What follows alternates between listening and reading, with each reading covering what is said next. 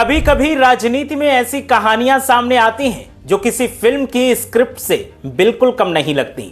एक ऐसा ही नाम है बालेंद्र शाह, जिन्हें लोग प्यार से बालेन शाह कहते हैं। एक समय पर वो एक रैपर और इंजीनियर के रूप में जाने जाते थे, लेकिन आज वो नेपाल के प्रधानमंत्री बनने वाले हैं और नेपाल के युवा उनमें अपना भविष्य देख रहे हैं। बालेन शाह का शुरुआती सफर राजनीति से नहीं बल्कि म्यूजिक और इंजीनियरिंग से जुड़ा था, लेकिन जिस तरह से उन्होंने राजनीति में एंट्री ली वो किसी फिल्म से कम नहीं है। और जिस तरह से राजनीति में अब वो सबसे बड़े पद पर बैठने वाले हैं वो किसी फिल्म के क्लाइमेक्स सीन से कम नहीं है। ऐसा लगता है कि बालेन शाह की जिंदगी की स्टोरी किसी डायरेक्टर ने डायरेक्ट की है।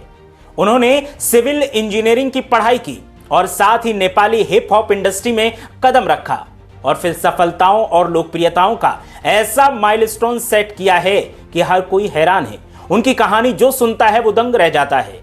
उनके गानों में अक्सर सिस्टम की खामियां, भ्रष्टाचार और समाज की सच्चाई दिखाई देती थी और उसी सच्चाई ने जैन जी की नजरों में बालेन शाह को रैपर से राजनेता बना दिया।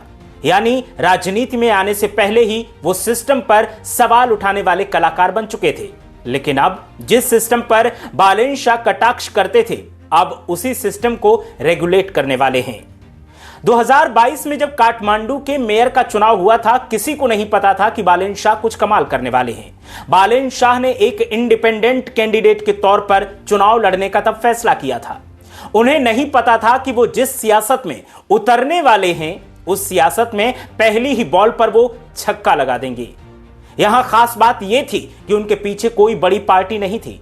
अपनी लोकप्रियता के दम पर बालेन शाह वो दांव खेलने चले थे। भले ही उनके सिर पर किसी पार्टी का हाथ नहीं था, लेकिन उनके पीछे युवाओं का समर्थन भरपूर था। सोशल मीडिया की ताकत थी और बदलाव की उम्मीद लेकर बैठी आम पब्लिक की उम्मीद उनसे जुड़ी हुई थी, आस उनसे जुड़ी हुई थी।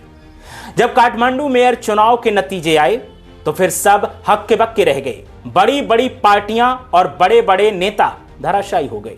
सारी रणनीतियां फेल हो गई। सियासी किले नेस्तनाबूत हो गए और बालेन शाह की बल्ले बल्ले हो गई। बालेन शाह ने बड़े बड़े मेयर बनने के बाद बालेन शाह ने कई ऐसे फैसले लिए जिनसे वो लगातार सुर्खियों में बने रहे। सोशल मीडिया की लोकप्रियता को कैसे भुनाना है और कैसे जैन जी को साथ में रखना है वो बालेन शाह ने करके दिखा दिया था। साबित कर दिया था कि अगर आदमी चाहे तो क्या कुछ नहीं कर सकता। शहर में अवैध निर्माण के खिलाफ कार्रवाई की बात हो, सरकारी सिस्टम में पारदर्शिता की बात हो, इन फैसलों ने उन्हें युवाओं के बीच और ज्यादा लोकप्रिय बना दिया था। बालेन शाह के लिए जैन जी का सबसे बड़ा एक्स फैक्टर रहा था। नेपाल में कई मौकों पर युवा और जेनजी सिस्टम में बदलाव की मांग को लेकर सक्रिय दिखाई दिए, प्रदर्शन करते दिखाई दिए, आंदोलन करते दिखाई दिए। और इन आंदोलनों और ऑनलाइन अभियानों में बालेन शाह को अक्सर एक ऐसे नेता के रूप में देखा गया जो पुराने सिस्टम से बिल्कुल अलग थे। यही वजह रही कि कई विश्लेषक मानते हैं कि जेनजी और युवा मतदाताओं का समर्थन उनकी राजनीतिक ताकत का सबसे बड़ा आधार रहा है और उनकी राजनीति का सबसे बड़ा एक्स फैक्टर रहा है।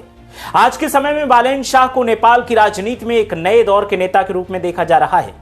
यही वजह है कि राष्ट्रीय राजनीति में आज बालेन शाह के नाम एक बड़ी मोहर लग चुकी है और वो एक बड़ा नाम बन चुके हैं। यही वजह है कि एक रैपर से शुरू हुई यात्रा अब नेपाल की राजनीति में एक बड़ा अध्याय बनने जा रही है।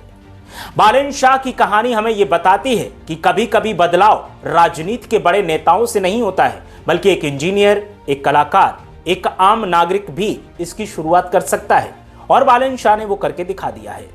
यही वजह है कि आज नेपाल की राजनीति बदलाव की दहलीज पर खड़ी है। आज नेपाल की राजनीति में बालेन शाह केंद्र बिंदु है और आज नेपाल ने दुनिया को संकेत दिया है कि अगर जैन जी चाहें किसी के साथ खड़े हो जाएं तो फिर रैपर से राजा और राजा से आम नागरिक बनने में देर नहीं लगती।